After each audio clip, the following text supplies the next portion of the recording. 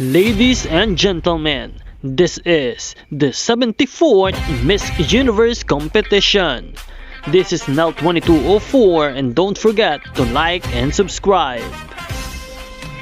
Magandang araw Pilipinas. Ngayong araw ay muli na namang napatunayan ni Atisa kung bakit napakarami ang humahanga, sumusuporta at nagmamahal sa kanya.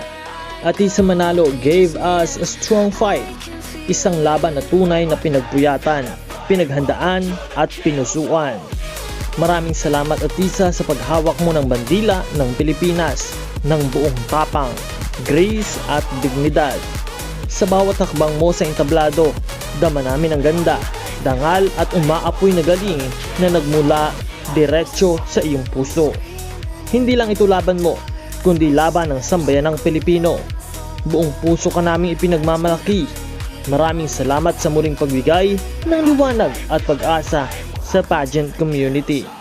Sa bawat ngiti mo, sa bawat sagot mo, at sa bawat performance mo, dala mo ang Pilipinas.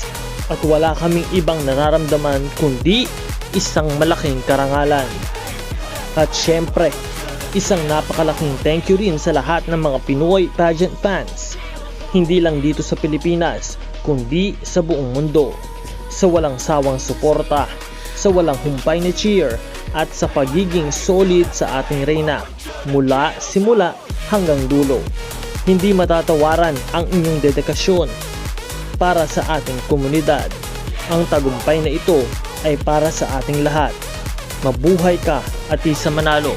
Mabuhay ang Pilipinas.